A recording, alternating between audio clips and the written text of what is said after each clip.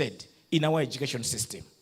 We will need for once to invest in our education system to turn around these ugly statistics.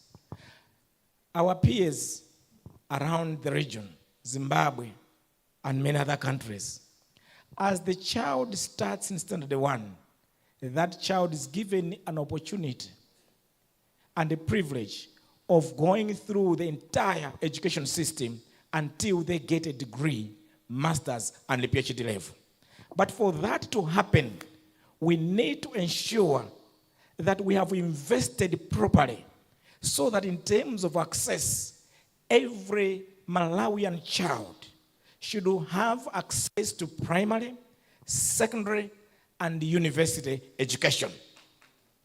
Not only access, we must improve the quality of education from standard 1 all the way to the first degree, second degree, and the third degrees. We must improve the quality. In order for us to achieve that, we must appropriately and adequately invest in secondary education in this country. Have as many secondary schools as possible. Bring in teachers in secondary school, materials, resource materials, and improve the conditions of many of our secondary schools in this country. The way our students, our learners are fed in secondary school and their welfare, all that has to be improved. Long gone are the days in public universities, some of us when we were Unima students, in our days, I always say that for us we are bribed in our time to be at Unima. We are bribed. Why? As we come to Unima, we'll be given a bed, decent bed, every single student. As you come to Unima, food will be available for you. You'll be eating sometimes 3-course meals in those days. Very good food, very good food. Resource materials were there. And an icing on the cake, they would give us book allowance. Each one of us. The book allowance was higher than the fees. To the extent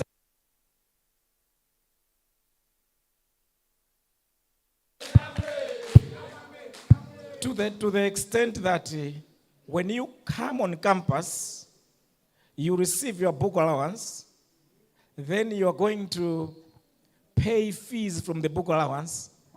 The money that remains, you would use it to buy your clothes and many other things that you need as a student. We were being bribed to be in the University of Malawi. We enjoyed life to the full. That's not the case with Unima students today. UTM in its manifesto, it's proposing and it's saying it wants to revert back to that old system of managing public universities. For that to happen, we need to put in the right investment in public universities. And that's our pledge to Malawian youth, to Malawian students, that come 16 September going forward, want to reverse. Some students are sleeping in places that you really feel sorry. And for your generation, you come into the university when you are very, very young, 13 years, 14 years, you're already in the university, to start looking for your own accommodation, to the hassle of getting food and being in class on time and everything else. It's unbelievable. And yet, when you finish, there are also no jobs out there.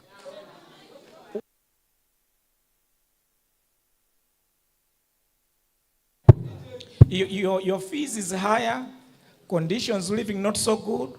When you finish, there are no jobs. It doesn't add up. In our time, when I would finish, when I was finishing 1998, I had 4 or 5 jobs ready for me to choose which job I should pick.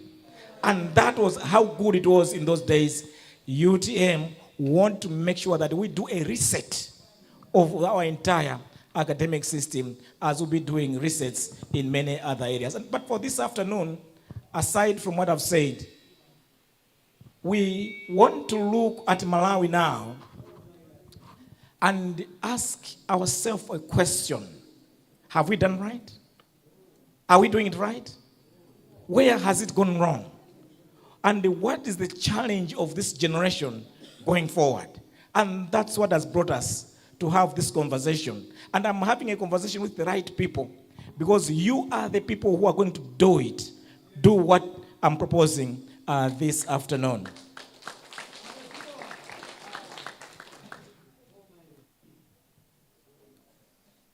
The one changing my slides. So I will cover these 3 areas, and then where is the one changing my slides? Quickly. Thank you so much.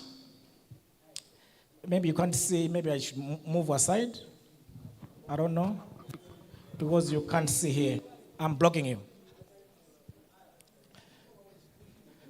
I think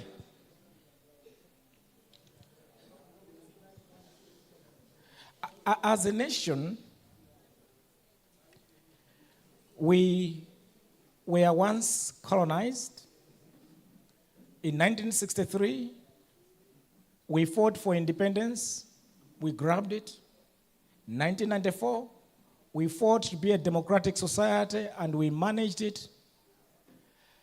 But 200 years ago, when the colonizers were coming in, they came from a country where they were smoking a lot. They had cigars and pipes. For those of you who have seen old movies, big cigars and pipes.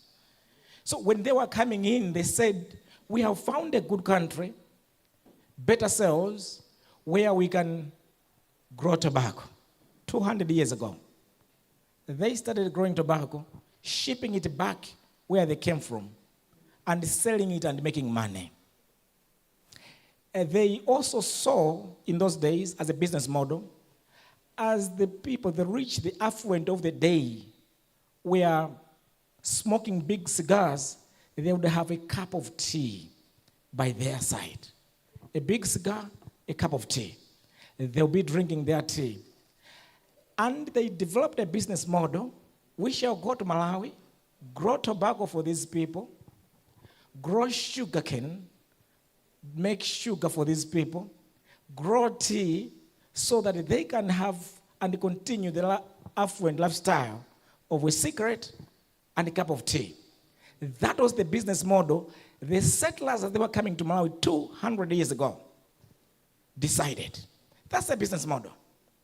And then they said, for the people that are working in our tea estates, people that are working in our sugar plantations, people that are working in our tobacco farms, we will give them maize to eat. So let them eat maize, grow our tea, grow our sugar, grow our tobacco. 200 years, that was a business model that established Malawi. 200 years down the line, Malawians still think, believe, that the cigars are still there, and that people are still drinking tea, and that they still have those cups. Today, colleagues, we are sleeping. The world has long thrown away the pipes and the cigars. Movies of today, you don't see cigars, you don't see pipes. Those things are long gone. The time of drinking tea is long gone. There's diabetes today. The health experts have known that tea, when you combine tea and sugar, both of them, they create health problems. They are health hazards, including here in Malawi. We have thrown aside the cup of tea. It's no longer there.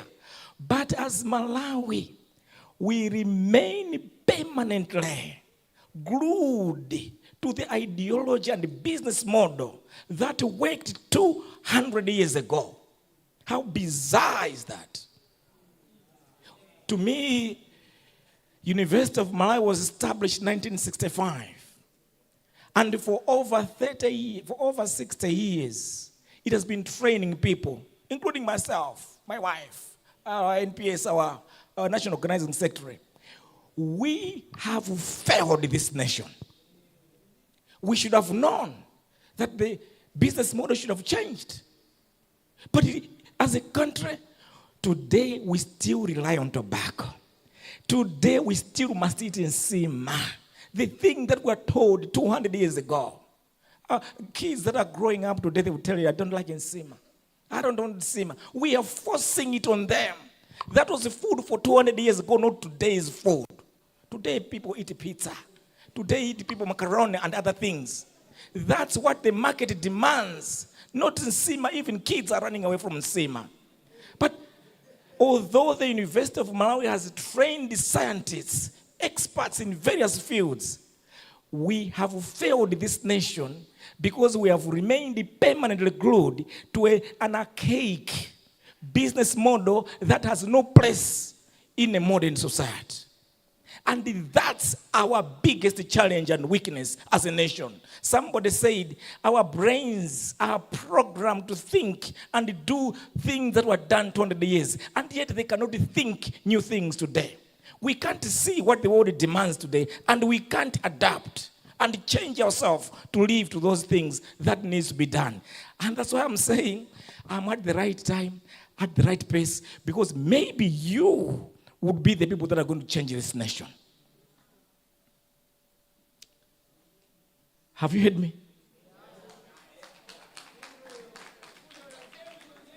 But because of this archaic business model that has outlived its usefulness and value, because we're still glued to that, that's why today we have all these problems. No one wants to buy our tobacco.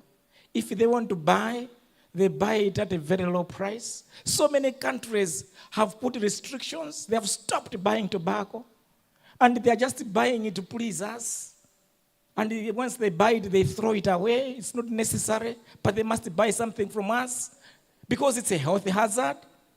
As I said about the maize and so forth, no one wants to eat nsima anymore.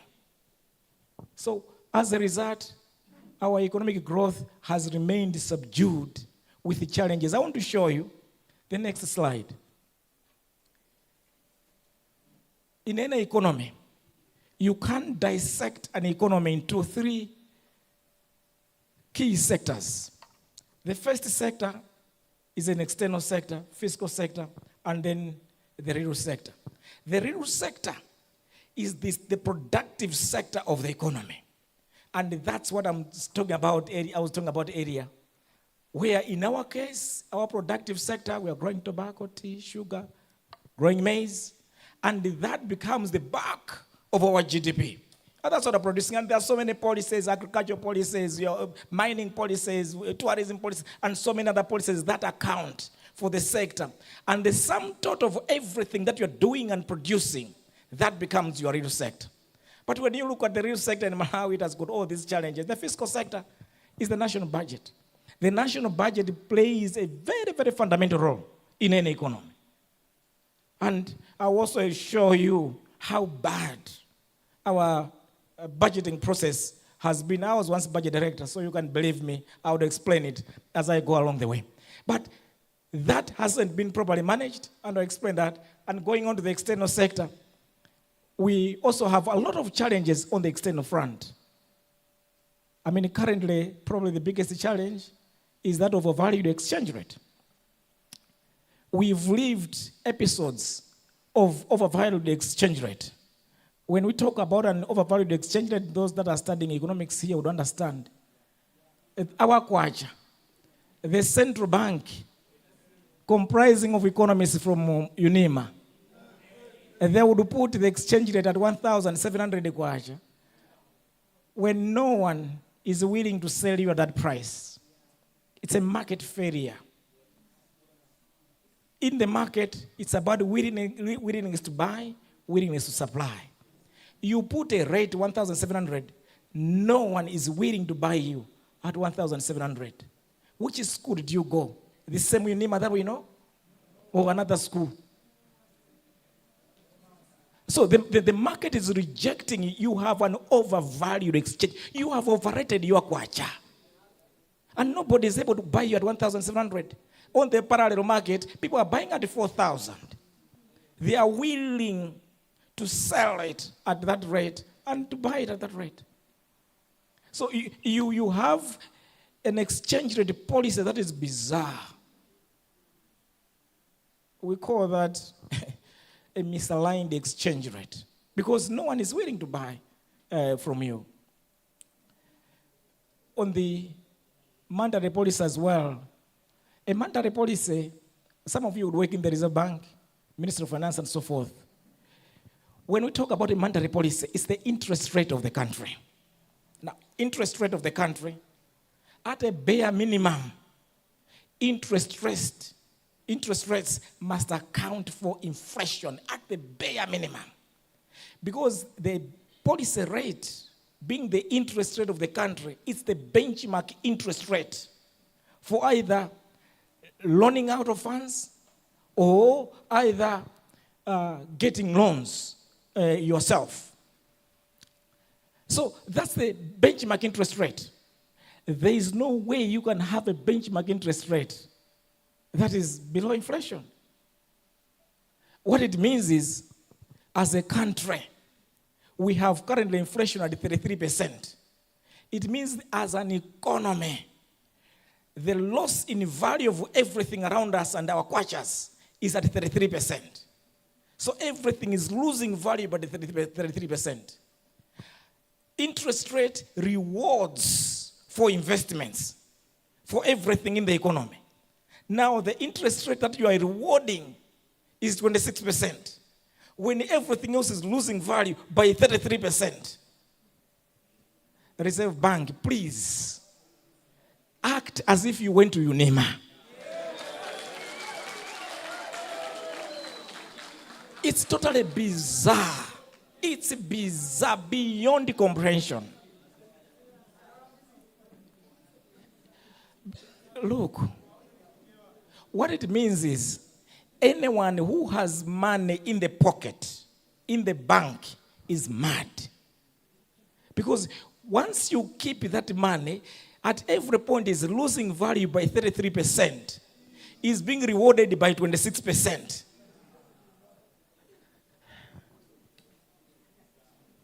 Bizarre.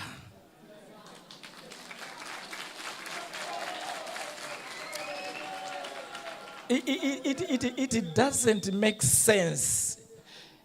You are insane by keeping the Malawi kwacha. That's what it means.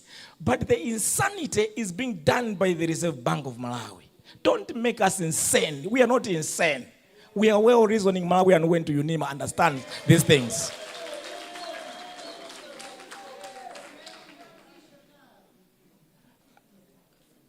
And then, that's on the external sector. On the fiscus, our challenge, because we produce very little of tobacco, tea, and sugar, as a result of that, we can't generate sufficient government revenue. So because you can't generate sufficient government revenue, you end up with borrowing.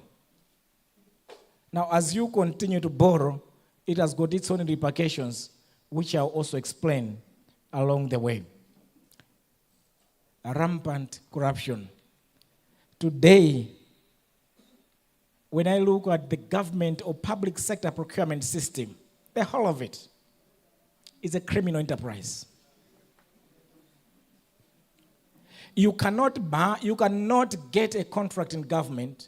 You cannot be awarded a contract in government without bribing somebody. You must bribe somebody to get something in the public sector. Criminal enterprise.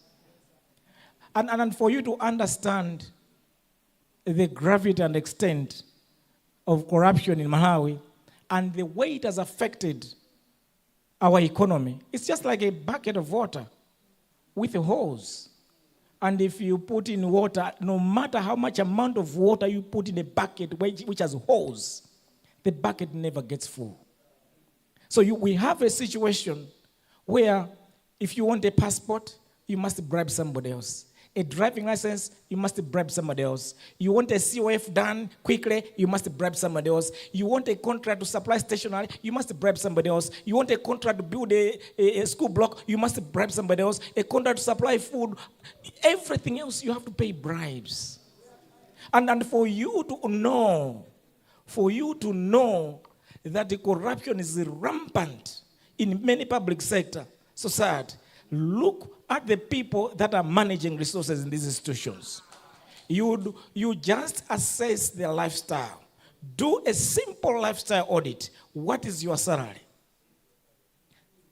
How did you come along all this? You find people being appointed ministers today. They have got one car, one house.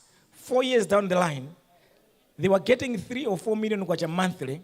4 years down the line, they have got 100 houses, so many lodges, 80 cars, and everything else. Where did they get these things? That simply shows you that there is rampant and filthy corruption going out there. And some of the people have stolen that money and laundered it, cleaned that money. Money laundering is cleaning money. They have stolen the money and laundered it by buying big farms, buying big plots, lodges. Somebody would tell you I have over 400,000 hectares of land. And they're able to buy seed. They're able to buy fertilizer. How would you do that and achieve that? There's rampant corruption, and that's why the country cannot move forward. But also there's the issue of tribalism. You find it when you come into the workplace. You find that the people that are politically connected are the ones who get lucrative jobs. They will become governors of the Reserve Bank, ministers, they'll become more CEOs of whatever, because they are politically connected. They come from where the president comes from. Or they are politically connected to the party that is currently running a government. And that's why you get a job. It's not about merit anymore. It's about who you know, where you come from. With that, you leave out people that are meritorious and pick garbage. And once you pick garbage, it's garbage in, it's garbage out.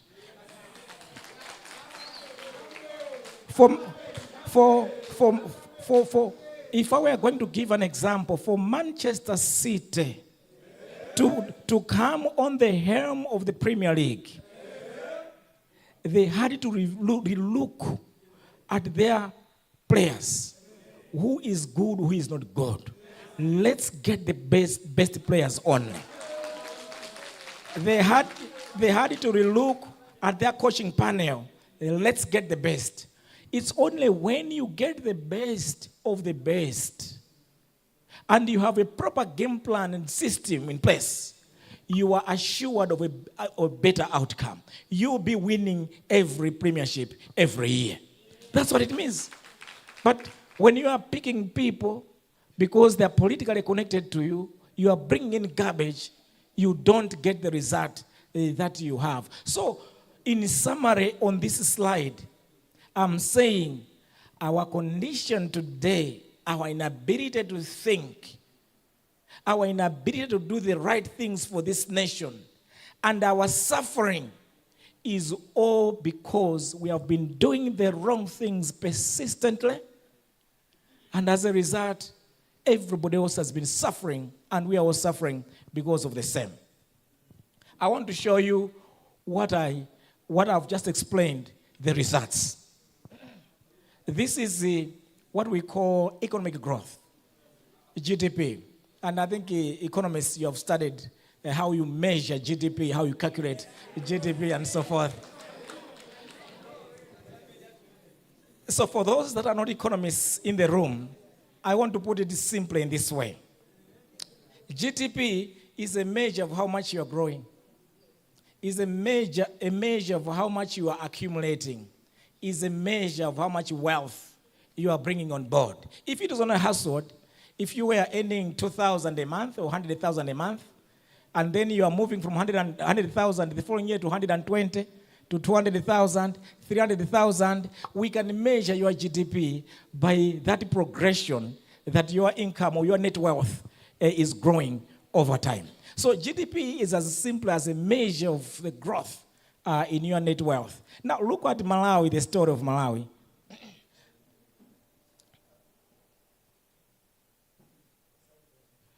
The story of Malawi is a roller coaster. This child today grows, today doesn't grow. Tomorrow grows, tomorrow doesn't grow. A roller coaster. You go up, you go down. You go up, you go down. You go up. Actually, we've had some strong growths, actually. 1995, we had a 16.7% GDP growth. It means the child grew up. But immediately after that, there was a big harmony which brought you down. We had a complete trough of 10.2% the following year in 1994, a year behind 1994. But similarly to 1991, we had a trough. 1971, we had a strong growth of 16 point something, and I've deliberately put president by president of the Republic of Malawi. Now, when you look at the era, the 30 years period of Dr. Banda, you are ending up with an average of 4.1% growth. So for 30 years, we were growing by 4.1%. It's a child who is failing to grow. For 30 years, we were failing to grow. And that's why that child remains short and stunted. The next 10 years, with His Excellency Dr. Bagiri Muluzi, at least we jumped from 4.1% over a 10-year period to 4.4%. But still very, very low. We now come to the era of His Excellency, the late Professor Bingwa Mutharika. At least we tried. Our growth in terms of mean was 6.3%. That time, when I was budget director.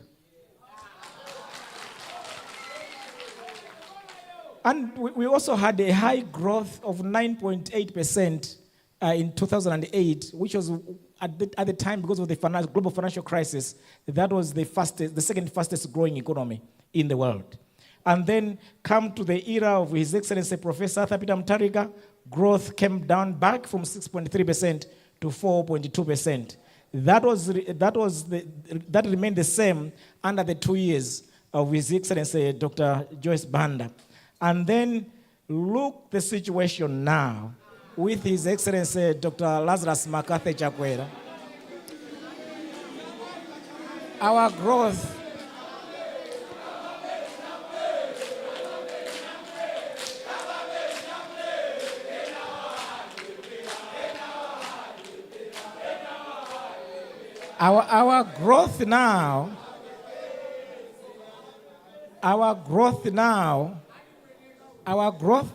is quite shocking.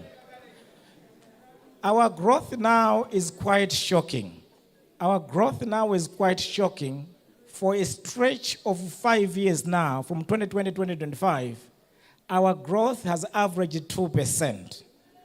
When population growth is at 2.7%, that what it means is that we are eating into ourselves, because the rate at which you are adding more people in the economy versus the rate at which you are growing economically is lower.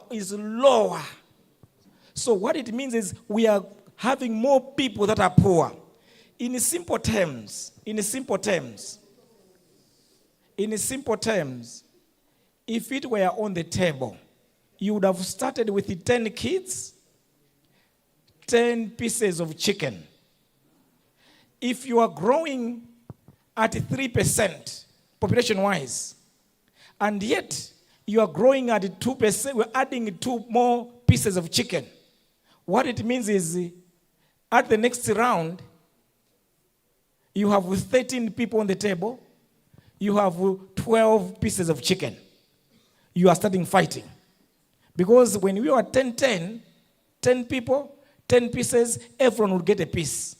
But when we have moved to 13 people, because population growth is much higher than chicken growth or economic growth, you are adding 2 pieces, there are 3 more people added.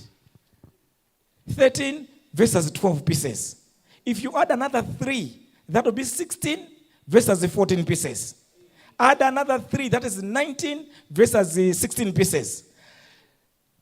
In effect, with the big boy syndrome, when they see that no one can take one-on-one, the pieces are getting fewer and fewer.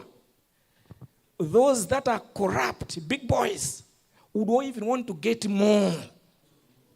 They would want to make sure that they remain with one, if not get more than one.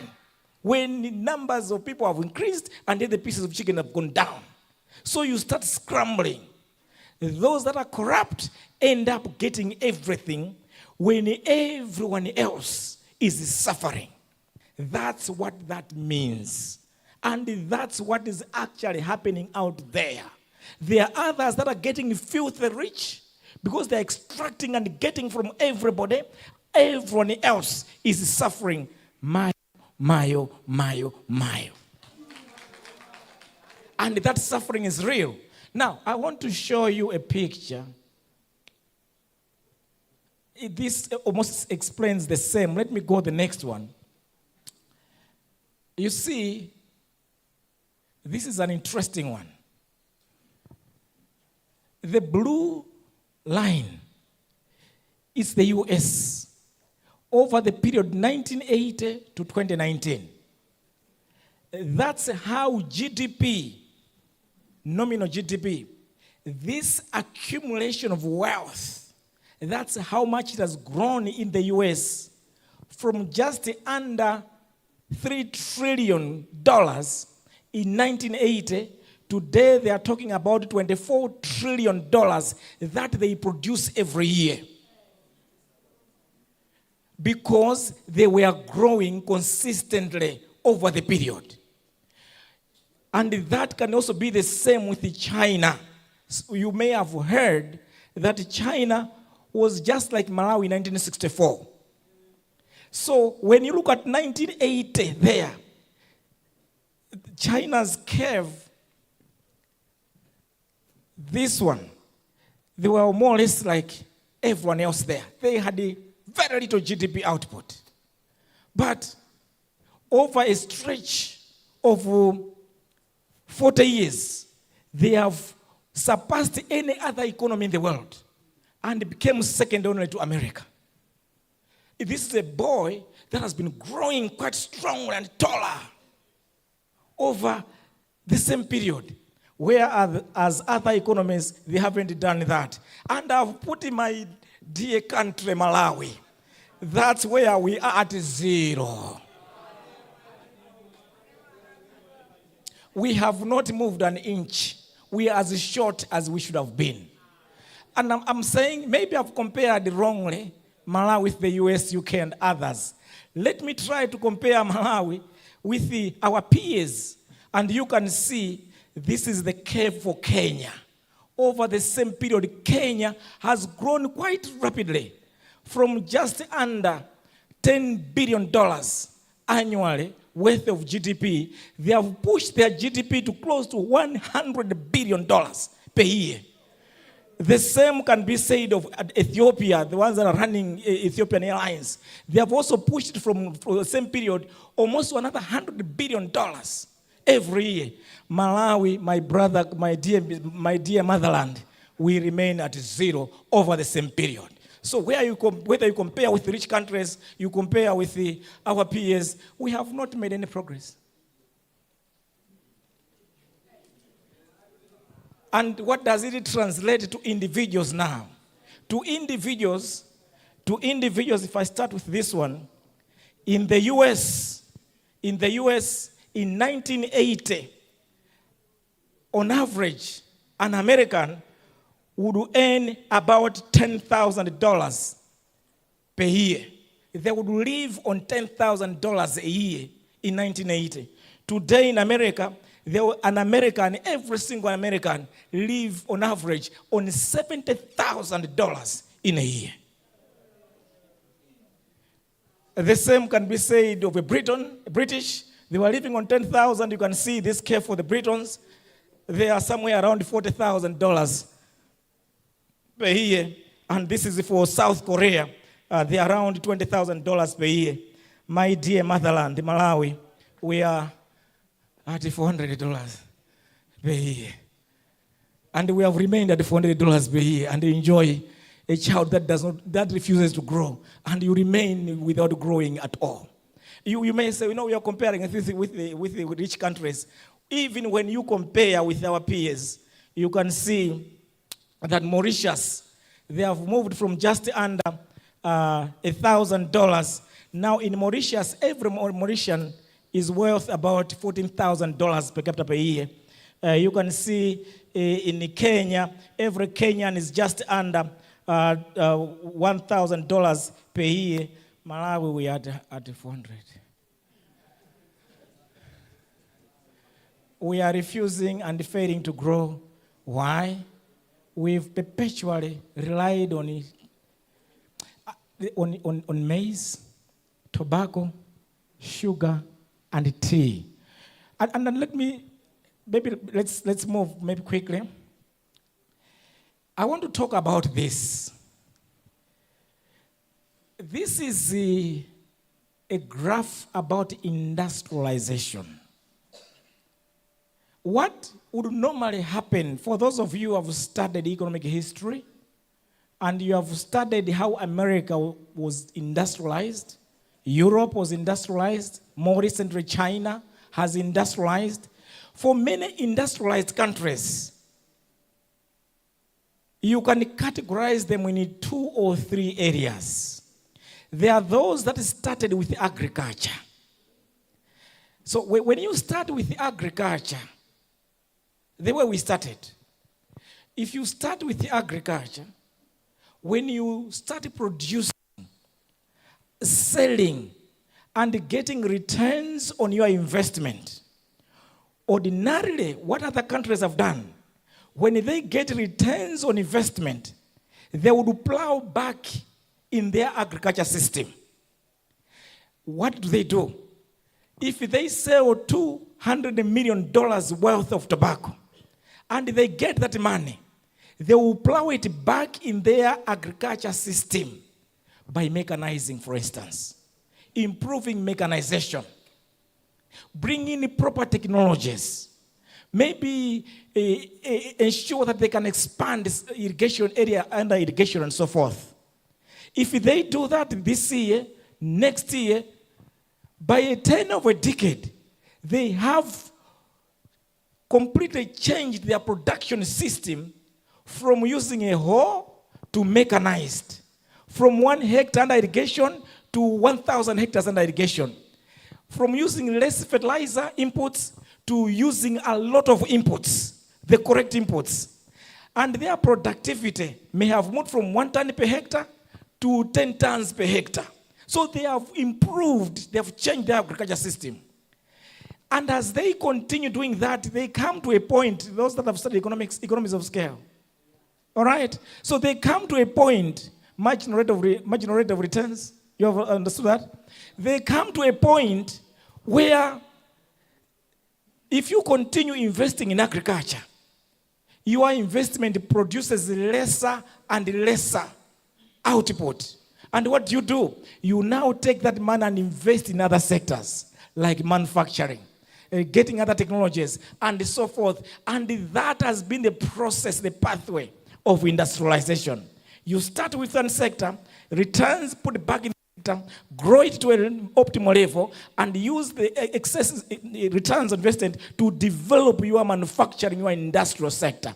And that is exactly what the South Africa, U.S. economy did.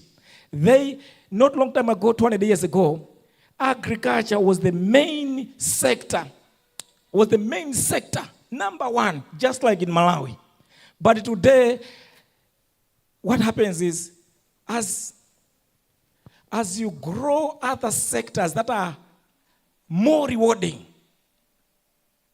those sectors would contribute more to our GDP than the primary sector, which contributes now less.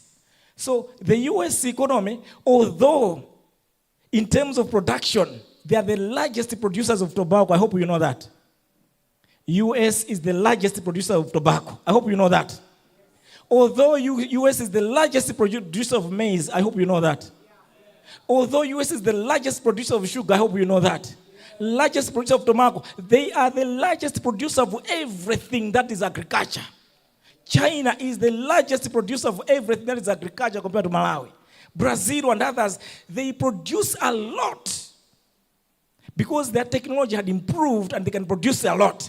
And although they are producing a lot, their share in their GDP structure is only 1%. But for Malawi, even the little what we're producing is everything to us. And as a result, because the returns, if you take a kg of rice versus a cell phone, are they the same price? Versus a kg of phone, a kg of a cell phone, a kg of rice, are they the same? So when you can produce a lot in agriculture, but the price per kilo is much lower. So although you can produce a lot, the contribution to GDP is only 1%. Whereas by producing so many phones, because each phone has a huge value, the value of manufacturing just shoots up in that particular economy. So other countries have moved a pathway of mining. And that's the story of South Africa, story of Namibia, and story of other countries. Other countries have moved their pathway through tourism. That's the story of Mauritius and others. Others have developed through oil. The Middle East, Dubai, and many other countries.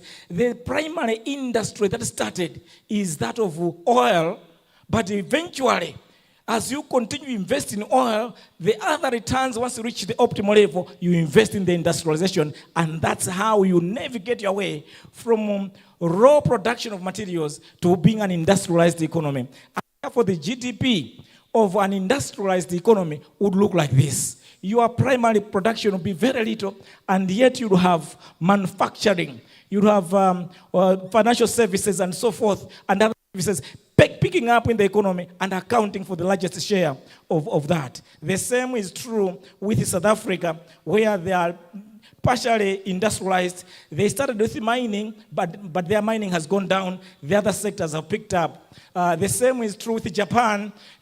Japan largely, predominantly started with the manufacturing, and yet their economy is well balanced. To the extent that when you have a challenge with one sector, the other sector will cushion you up. You don't have to worry. You still keep on, everything else being okay. But for our motherland,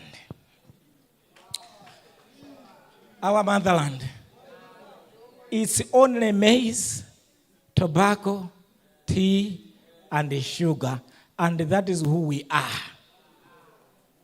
Once this sector is hit by dry spells and everything else catches cold and sneezes, and the economy is down. And for the sake of Malawi, I want to also say this. Look, for over 200 years, we have been mining nutrients from the soil. We have been mining nitrogen, we've been mining phosphorus, because the crops and the plants, as they grow, we plant them, they will need these minerals. And they mine them every year. Mining, we have reached an extent where our replacement of the minerals in the soil versus our extraction of the minerals through crops, we have extracted more than we have replaced. As a result, agriculture today is no more as productive as it would have been, because the replacement has been much, much slower and very, very little for most fields in the country.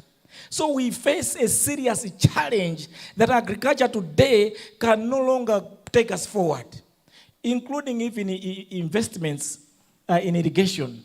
We haven't done much to put much land under irrigation for us to get more from those fields. Similarly, we haven't put a lot of technology to improve our farming. The way we started 200 years ago using a hoe, today we are still using a hoe. Malawians, grow up. Grow up. Start thinking. God gave us this brain to think. And our brain is as good as the brain of anyone else.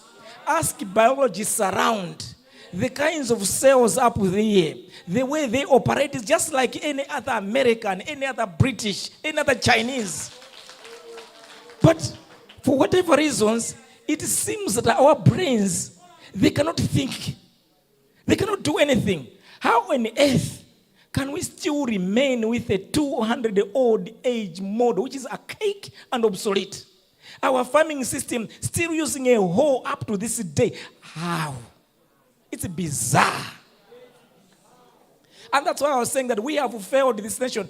All of us that are aged here, Honorable Njawal, we have failed this, Honorable Sonk, we have failed this nation. Guys, please, please, please, use your brain and change this nation for the sake of the future generation. And that's where the topic of this evening is the right one. It's a generational challenge. I want to challenge you. We have failed you. We have failed this nation. We need people who can think and do things completely different. By doing the same things over and over and over, growing tobacco, growing tea, growing sugar, using a hoe, we have not moved an inch. That's what it means here.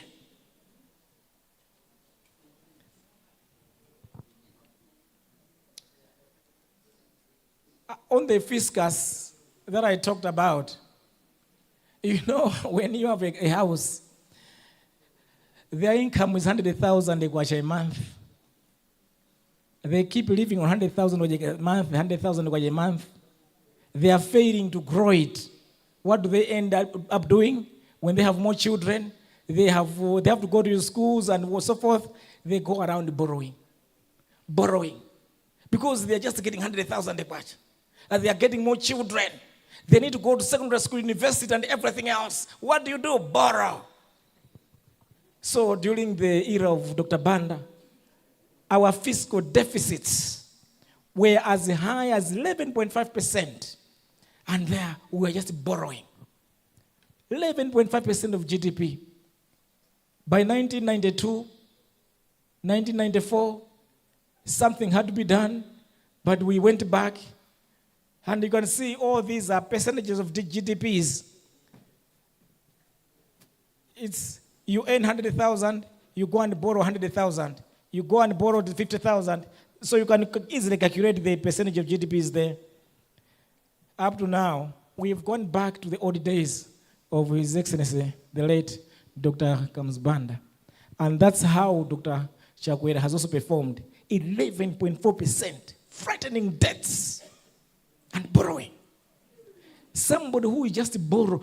Obsession of borrowing. Colleagues, if there is someone who just borrow. Lero kapi penchere, lero kapi pensabola, lero kapi iwe, usama ngopemba, umango pakalina kupemba. What is that?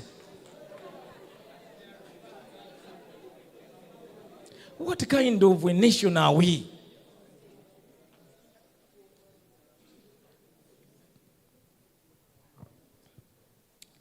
As a result of that, you can see this is how our debts levels have been. When we started in 1964, the country had no debt. Our debts was at around 50%. The international threshold for debts, what we call sustainable level, the right level of debt that you can be. Your debt, public debt must, as a percentage of GDP, they must be less than 60%. They need to be less than 60%. So this is the line of an internationally acceptable threshold. But it was only up to 1974. I was born in 1973, for those of you who know. Only by the time that I was born, before I was born, that the country had these sustainable debts. But from 1973, the year I was born, our debts have been completely unsustainable. They shot up to around 180% of GDP under His Excellency, the late Dr. Banda. There are people that talk about Malawi's debts, discusses that was what happened at the time. Now, in 1994, when His Excellency Dr. Bagini Musa was taking over government, our debts was high and it remained high. He kept on trying to fight it and do this, do that to try to fight it. The 10-year period, our debts remained very, very high. The beauty with this period, if you may call it, the reason why University of Malawi was built, the reason why Zomba's hospital was built, M1 was built, and many other infrastructure that Dr. Banda constructed, it was because he was borrowing all this money. He borrowed all this money and used to build University of Malawi, Zomba Hospital, M1 Road, and all the infrastructure that we see in the country. Dr. Banda developed the country out of borrowing. He borrowed in order to do all that. There are people that say His Excellency Dr. Bagiri Musa did not do much of infrastructure development. I want the nation to know this. He inherited very, very high debts at the time. And he lived trying to manage those debts, shooting up further. So all he did was to manage that I should not accrue more debts. That's what His Excellency Dr. Bagiri Musa did during his time. As a result, he didn't push up, he didn't have the fiscal space for extra roads, for extra hospitals, for extra schools. That is what happened this time. His Excellency, the late Professor Bingu Mutharika was a lucky man. Was a lucky man. He was a lucky man. When he came into government that same year, all the debts were forgiven under HIPIC. So, he inherited a huge debt, and all of a sudden, all that debt was forgiven. So, it went almost as down as this. All the debts forgiven. During this time, Malawi was paying huge interest payments on debt. During this time, there was no room for doing anything. Immediately, when he inherited government, the money which should have gone to pay for interest payments, World Bank, IMF, and other governments, all that money was now available. He could no longer pay interest payments. So all that money is the one he channeled into infrastructure development. So for those of you who talk about late Professor Bingu Mutharika did a lot of infrastructure development, he was lucky. The money he was supposed to pay for interest payments, he now channeled. I was budget director. I was also the lucky one. I can speak with authority that money, which we should have used to pay interest payments, that was the money we built a road to Ngoma, we built a road to Doha, built a road to Nchisi, built so many roads and health centers and everything else that we built at the time. But at the same time, he said, I don't have any debts. I can go and borrow. I have room to borrow. International threshold is this one. Let me go and borrow. So he went and borrowed from China and India. Brought that debt up to the internationally acceptable threshold. And that money is the one which we built Bingu Stadium from China. Karonga Chitipa Road. We built mast. We built parliament. And many other infrastructure that were done that time. That was the money. But it was also done Out of borrowing. You borrow, make ends meet. Make Malawians smile. Make Malawians happy. Go and borrow. And by this time, 2011-2012, we had reached the threshold. So what the two presidents, Her Excellency Dr. Joyce Banda and His Excellency Professor Peter Mutharika, what they did, I was governor at this time. This time I was able to manage so that our debts do not shoot up anymore. The debts should not, because once you shoot the debt up, you have a debt crisis. So to avoid that debt crisis, that debt was managed. And then His Excellency Dr. Lazarus Magathi Jagwera came in. I've just ended at 2021, but this graph should have been here because he has grown the debts back to the old days. He has grown the debts back to the old days. In summary for this graph, we are a nation that is permanently glued to an economy of maize, tobacco, sugar, and tea. We are unable to feed ourselves because we have overmined ourselves. We have not invested in technology and agriculture. We still remain at 1 ton per hectare production as others have moved to 10 tons per hectare. We are as miserable as we are at that level. And for anything that we have done, we only do it out of borrowing. Sadly, even after borrowing in terms of the current administration, even after borrowing, you still steal that money and you still don't move forward. This is the inflation trends. And this explains why Malawians have been suffering. Because our inflation has been picking up. Since 1964, our inflation has been picking up. If you are going to take a baseline of it, you will see that inflation has been picking up. It's only up until this time, around 97, that the systems of managing inflation came in. And this is the period for His Excellency Dr. Bingwa Mutharika, because inflation was managed at least at 10%. And this also is the time where yours truly, I was governor managing inflation. And since then, inflation has picked up again. I came in there when inflation was there. That's the time I was appointed as governor, and brought it down. That's what he said, to that level. And that was the time that I left the Reserve Bank. Since then, it has been growing, and I think we are somewhere here now. Inflation at 33%. But what it means is, because of our inability to move out of our poverty trap, others have defined it in that way, everyone else is suffering as the population is growing.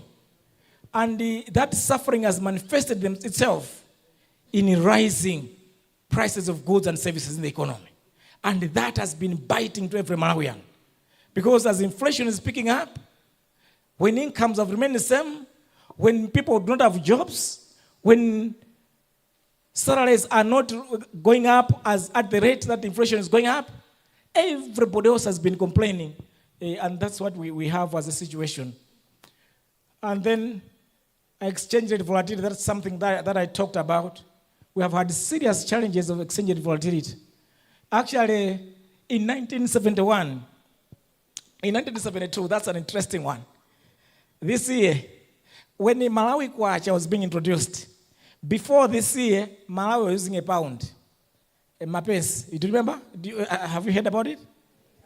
We were using pounds. That was the currency in Malawi. It was pounds. So this was the year that Malawi kwacha was introduced, the kwacha. So His Excellency, the late Dr. Banda, said Malawi kwacha is stronger than a pound. So you had to have 2 pounds to buy 1 kwacha. It was as strong as that pound.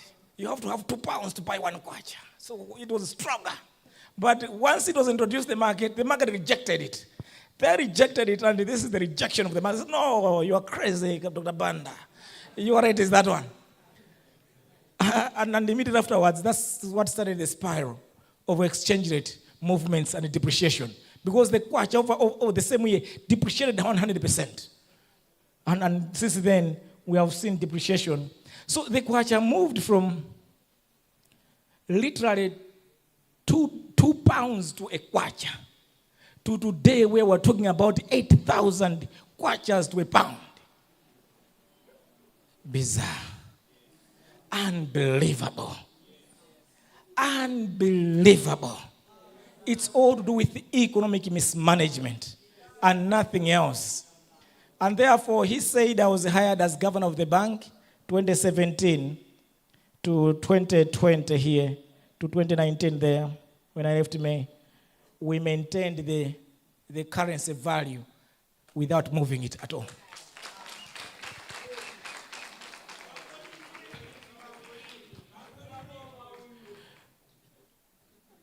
The desired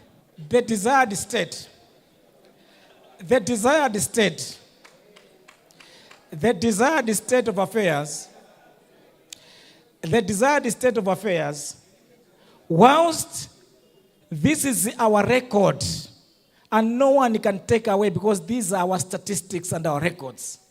Whilst this has been our mischievousness, the desired state in inflation is 2%. Globally, inflation is supposed to be 2%. So that things are not rising up the way they are rising up. And the US, the UK, France, many other countries, they have what is called inflation targeting. You target 2%. So for Malawi, everything we have been doing is mischievousness. We need to have this. And that's what UTM is promising. We come into government, we want to target inflation at 2% so that everything else in the economy is not rising. In the past, when you used to go to the US, to the UK, the price that you would buy a pair of whatever yesterday, 10 years down the line, you will see that the price is almost the same because you have maintained your economy to be a better economy with low inflation. Interest rates, we started off very well under Camus, but misbehaved. But even after misbehaving, this could have been a better direction. UTM manifesto, we managed to bring it down here.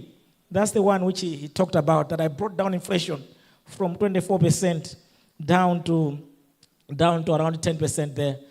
We need to maintain it at around 5 to 7%. That's what we need to achieve. And that's the desired state. Here, exchange rate movements, we need to have a situation where the kwacha is stable. Super stability. That's what we'll achieve. Public debt, we need to bring it down to normal levels of debt. And then we will need to restructure our economy because our economy remains vulnerable. If weather patterns fail, if something happens, once agriculture fails, everything else fails. But we now need to restructure our economy where we invest seriously in manufacturing. We invest seriously in mining, tourism, over and above agriculture. If we do that, restructure our economy, then our economy will be more resilient and better placed. A private sector credit where it is growing, and the growth where economic growth is growing. We are looking and admiring a situation. If you invest in mining and have more mines running, invest in manufacturing, literally everything that we're importing, we can do it. By importing technology, maybe expertise year 1 or year 2, and then we can be able to produce that, and then we can be able to grow out of manufacturing. Mining, we can do that. Tourism, we can do that. Combined with agriculture, we can be growing at no less than 50%. For China to be what it is today, when you say it was the same as Malawi in 1960, China was growing every year at 16%. Every year at 16%. So it was like a plane going. 16% every year, 16%. If Malawi grew one time by 16%, we can do it.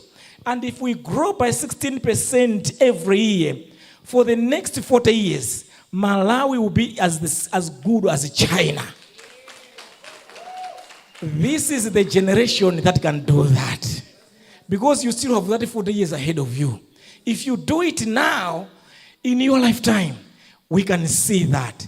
Hence, the title, the theme of this public lecture, it's a generational challenge. What Chinese have done, Singaporeans have done, South Koreans have done, by growing 16% every year, we just replicate in Malawi and do it. We will be like them in the next 2, 3, 4 decades. That's what we want to achieve. And that brings me to the point where I want to run. I know I'm late. I talk a lot. I want to run, and is it a 12-minute presentation? Is it 12 minutes? Can I run it? Just to an icing on the cake. The UTM philosophy, what we are thinking, what we can then do to get this done, and what we want to do beginning September this year.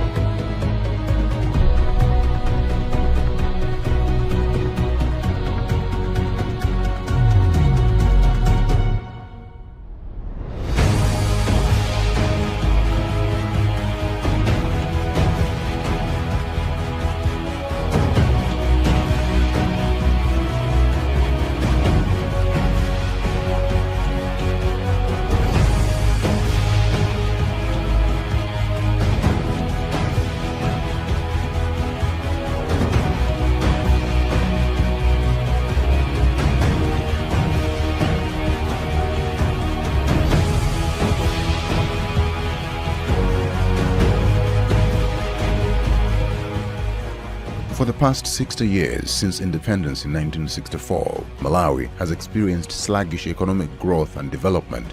This cuts across all sectors: health, education, manufacturing, tourism, agriculture, and infrastructure development, among others. Though rich with resources that would promote trade and boost economic activities, little has been done to transform Malawi. But not all is lost. The highly resourced Malawi and the people have hope in the economic development plan as proposed by one Dr. Dalitso Kabambe. For the development of Malawi, Dr. Dalitso Kabambe proposes several initiatives. He proposes the Shire Valley as the breadbasket for Malawi through the completion of the signature project, the Shire Valley Transformation Project. Dr. Kabambe proposes a massive ramping up of the cotton industry from plantation to ginning, spinning, cloth and textiles making, including oil production, massive ramping up of the beef industry, skin and hides, development of the Nsanje port and multimodal transport system of road, rail, airport and marine, massive ramping up of the tourism industry around Lengwe National Park, Majete and Vuaza Marsh, expansion of the sugar plantations, and construction of the Bangula University to focus on cotton research, livestock promotion, and water resources management.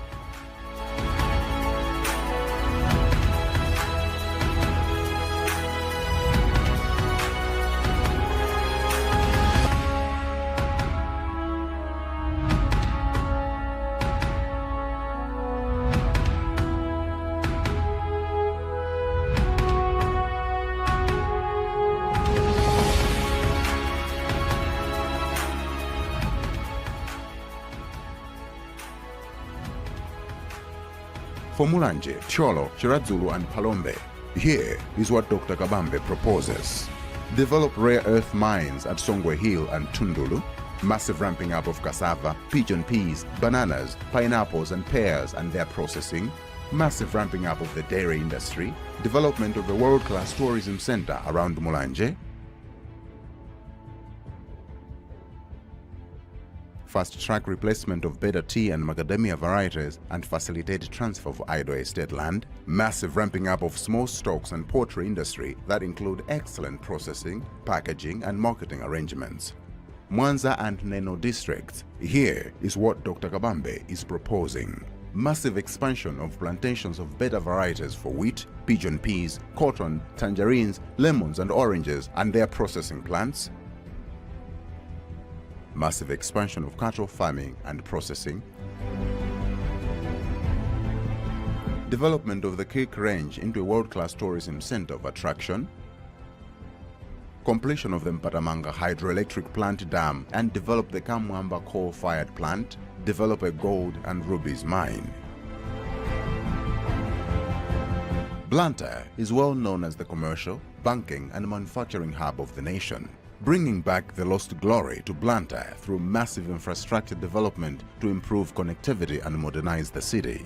An industrial park at Matindi for manufacturing of different products ranging from light industries such as production of various electrical gadgets, handsets, cosmetics, furniture, plumbing, ceramics, textiles and apparels to heavy industries such as engine and body cars. For young people, the development of youth parks. Blantyre Rural should focus on the beef and poultry industries as well as dairy processing.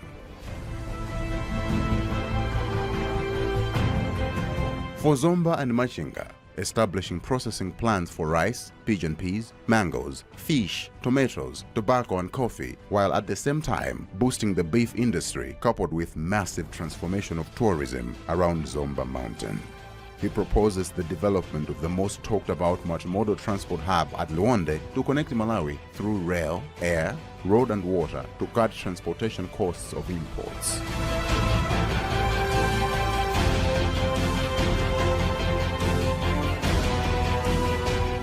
Elsewhere in Balaga, develop the Kangankude mine and gold mine. Massive expansion of the cotton industry from production to ginning, spinning, textile and cloth making, expansion of the poultry industry and pigeon peas production and processing. In Dr. Kabambe's proposal, Mangochi and Cape Maclear should implement some signature projects that include an airport, holiday resort and golf course, teaching, hospital and residential properties, expansion of the fish cages and fish processing industry, develop the Makanjira Heavy Sands Minerals Mine and commence oil drilling in Lake Malawi, expand the Green Belt Initiative covering rice, sugarcane and other crops.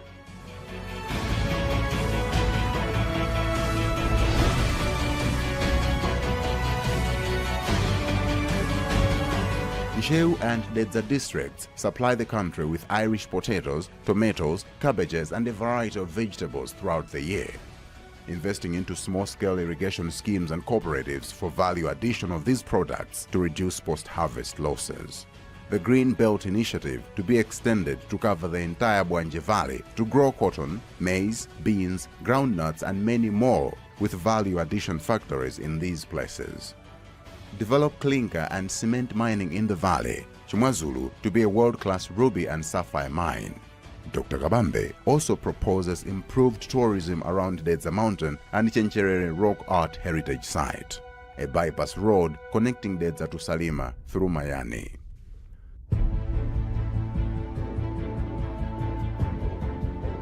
Lilongwe, the capital city of Malawi.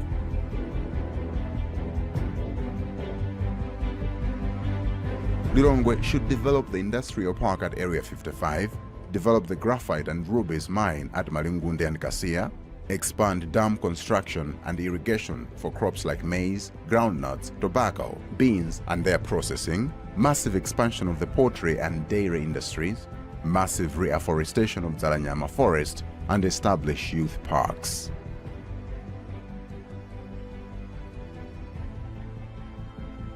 Doa, Nshisi, Kasungwa and Mchinji are the hub of commercial farming in Malawi.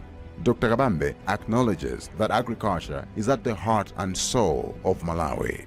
He therefore proposes subsidizing commercial production and processing of tobacco, maize, beans, soya beans, groundnuts and vegetables. He also proposes the revitalization of Kasungu National Park for it to wear a new face with world-class infrastructure to attract tourists and mining of gold to be developed in Nshisi and Kasungu. With this proposal, Salima and Kotakota should benefit from an expanded greenbelt irrigation initiative covering the entire stretch of the lake shore, enabling the growing of sugarcane, rice, cotton, maize, medicinal hemp, cassava, macadamia, bananas, and pigeon peas for processing. The fisheries industry should be promoted through cage farming and processing of fish products.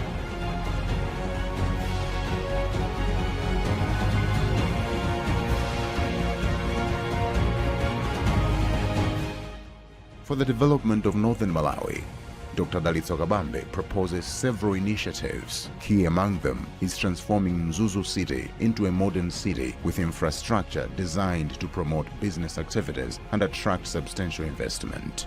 Additionally, upgrading Mzuzu Airport to an international status will facilitate easier access and open up the north for foreign investors, further boosting business opportunities in the region.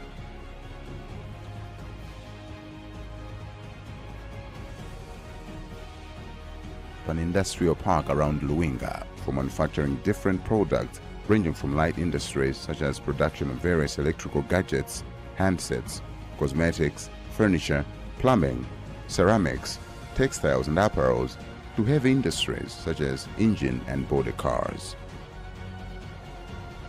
Expansion of Mzuzu University.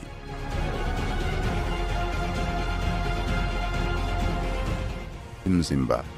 Construction and completion of world-class Mbela University, formerly Mombera University.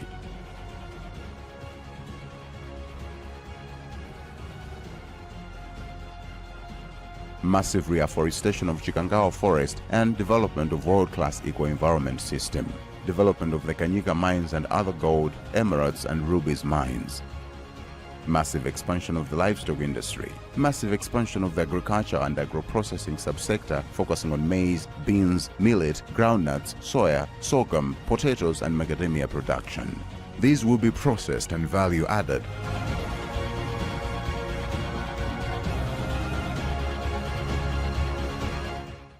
In Rumpi, massive expansion of tourism around Nyika involving construction of an airstrip, road network, 5-star international hotels and golf courses and allied services, fish industry through cage farming on the lake, oil drilling and expansion of Kaziwiziwi coal mines, expansion of tourism infrastructure around the lake, expansion of the Livingstonia University, and expansion of agricultural production and processing of bananas, cassava and jatropha.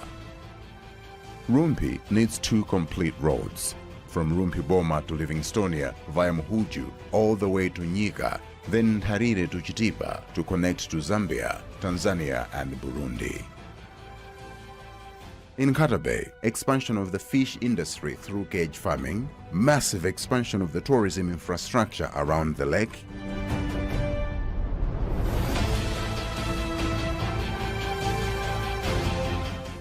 massive expansion of agriculture and agro-processing around rubber, macadamia, medicinal hemp, cassava and bananas. For Karonga, the expansion of the fish industry through cage farming, oil drilling, expansion of tourism infrastructure around the lake and Songwe River, expansion of Kairekera mines, expansion of the rice and cotton industries and their processing, expansion of the livestock industry and their processing. In Chitipa, Dr. Kabambe proposes massive expansion of agriculture and agro-processing around maize, beans, groundnuts, bananas, macadamia and coffee, specifically around Misuku Hills. These will be processed and value added to attract competitive prices both locally and on the international market. Expansion of the livestock industry focusing on production and processing. Just like Karonga, the district has uranium deposits at Ilomba. As we speak, only Kairekera is opened up, but more uranium is at Ilomba. Chitipa can also be a tourism hub in the north. In Likoma Island, the paradise. Dr. Kabambe believes it can be a mellow atmosphere like no other, which can be turned into a world-class tourism destination for it to provide a unique proposition of breathtaking experiences, from world-class accommodation to exciting adventures, both on the majestic turquoise Lake of Stars